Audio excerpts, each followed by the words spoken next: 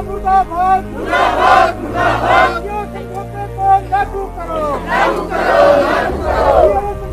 लागू करो, सरकारी साथियों की नौकरी बहाल करो,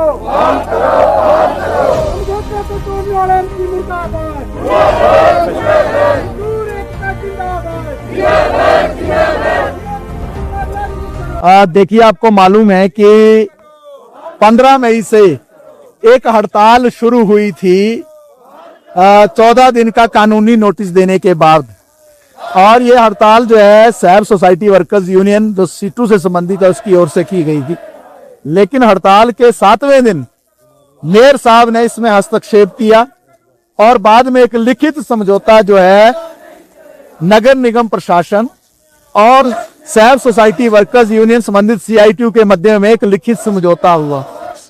ये लिखित समझौते में ये बात तय हो गई कि जो 41 कर्मचारी हड़ताल के दौरान जिनको टर्मिनेट किया गया था, बर्खास्त किया गया था, निष्कासित किया गया था, उनकी सेवाएं बहाल होंगी। ये मेयर साहब ने लिख के दिया कागज पर।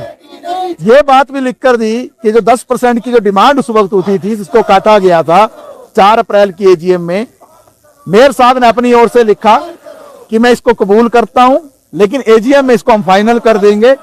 वो तो AGM का मुद्दा था। 15 दिन की स्पेशल लीव को भी उन्होंने माना कि इसको लागू किया जाएगा। और 4/9/14 से जो लोग चुके हुए थे, चाहे वो कैजुअल स्टाफ था रोड स्वीपिंग का, चाहे वो आउटसोर्स के कर्मचारी थे या दूसरे कर्मचारी थे, इन सब के लिए 4/9/14 लागू किया जाएगा। ये बात भी उन्होंने कबूली। मैं एक बात आपके माध्यम से स्पष्ट करना चाहता हूं, हमारे देश का जो अंदर जितना भी मजदूरों को लेकर जो प्रक्रिया चलती है उसमें कानून है जिनको श्रम कानून कहा जाता है।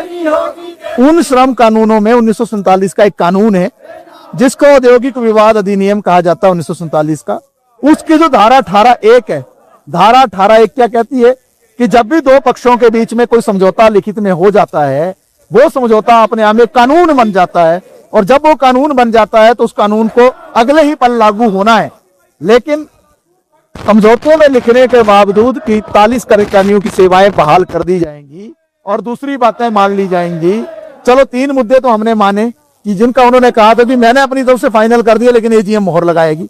लेकिन निष्कासित कर्मचारियों के संदर्भ में उन्होंने स्वयं कहा था कि अगले दिन सुबह वो ड्यूटी पर लौटेंगे, लेकिन जब अगले दिन कर्मचारी ड्यूटी पर गए तो उनको ड्यूटी पर नहीं लिया गया। ये उस कानून की हत्या है, ये उस कानून की अवहेलना है, ये गैर कानूनी कार्य है। इसके संदर्भ में उन पर कार्रवाई हो सकती है कानूनी रूप में। तो ये दुर्भाग्यपूर्ण स्थिति है। आज 8 दिन बीतने के बावजूद समझौते के 41 कर्मचारियों को बहाल नहीं किया गया, उनका दमन जारी है, प्रताड़ना जारी है। और इस तरीके से अगर वो ये सोचते हैं कि हड़ताल के बाद कर्मचारी जो हैं उनके दमन को सहेंगे, तो गलतफहमी में।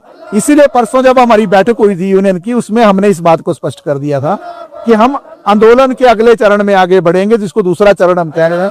और इसमें आज से हमने शुरुआत इसलिए की है क्योंकि आज हाउस है नगर निगम का, और हमने काउंसलर से अपील भी की है सारी पार्टियों की, जिस मर्जी पार्टी की हो, कि एक समझौता जो लिखित में किया है, जिसमें मेयर साहब ने स्वयं किया है, अगर वो उस समझौते को लागू नहीं कर रहे हैं तो उनको भी हाउस के अंदर ये बात उठानी चाहिए। सड़कों के अंदर हम लड़ रहे हैं, हम बाहर, वो हाउस के अंदर इस विषय को उठाएं। और आज से हमने इस बात का भी ऐलान किया है कि अगर इस संदर्भ में कार्रवाई नहीं होती है तो अब हमारा आंदोलन निरंतरता के आधार पर शुरू होगा।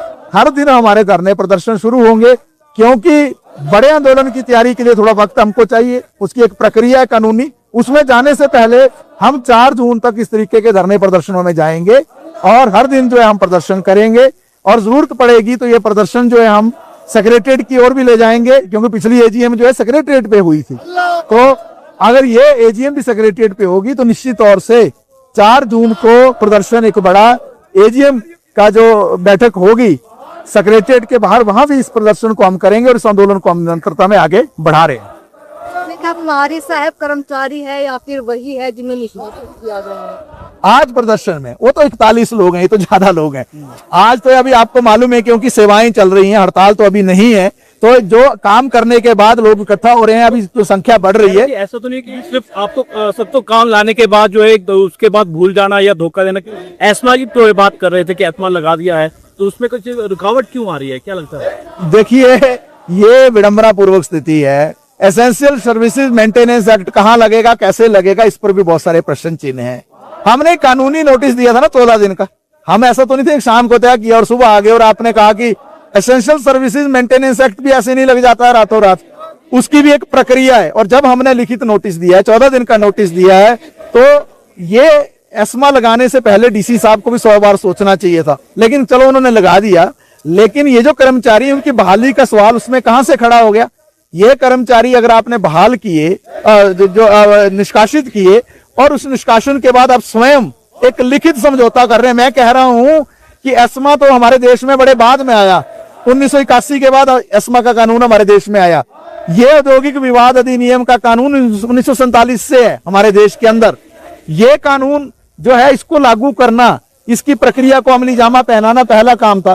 तो हम तो यही मान के चलेंगे कि या तो फिर वो अंडर एस्टिमेट कर रहे हैं, और अगर अंडर एस्टिमेट नहीं कर रहे हैं, अगर समय ले रहे हैं, तो फिर दोबारा से वो जितने कर्मचारी हैं उनके गुस्से को और ज्यादा बढ़ाने का काम कर रहे हैं। पहले ही शहर की जनता बहुत प्रभावित रही, 3-4 लाख लोग हैं जो यहाँ प्रभावित रहे, दिक्कत में रहे, मुश्किल में रहे।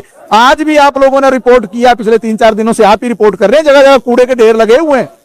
कर्मचारी काम कर रहे हैं, हमारे हड़ताल से वापिस लौट चुके हैं, लेकिन नगर निगम की नालायकी देखिए आप कि कर्मचारी कूड़ा इकट्ठा करके ला रहे हैं, एक जगह रख दे रहे हैं, इनसे वो कूड़ा नहीं उठ रहा है। कर्मचारी तो ला रहे हैं ना भी। तो अगर उस समय में जब हड़ताल हुई थी तो कल्पना कीजिए क्या स्थिति रही होगी शहर के अंदर। तो ऐसी स्थिति अगर वो बनाना चाहते हैं तो ये दुर्भाग्यपूर्ण होगा। और इसको माननीय हिमाचल हाई कोर्ट ने जैसे संज्ञान लिया था इस मसले का, ये उनके संज्ञान में भी जाना चाहिए मसला। 1 तारीख को जो हियरिंग है, और ये डीसी महोदय के संज्ञान में भी जाना चाहिए कि ये सारे का सारा दिक्कत पहले भी नगर निगम प्रशासन ने ही खड़ी की थी, और अब भी नगर निगम प्रशासन ही कर रहा था। उस वक्त भी मजदूरों ने कानूनी रूप से हड़ताल का नोटिस दिया था, कानूनी रूप से समझौता किया, और मजदूरों ने कानून का पालन किया, अगले दिन काम पर लौट गए। लेकिन नगर निगम ने कानून का पालन नहीं किया, उसने वो समझौते को लागू नहीं किया और लोगों को नौकरी पर वापस नहीं लिया। तो अगर ऐसे आंदोलन का फिर एक बार वातावरण बनता तो पूरी तरह से उसके लिए नगर निगम ही जिम्मेवार होगा। डेलीगेशन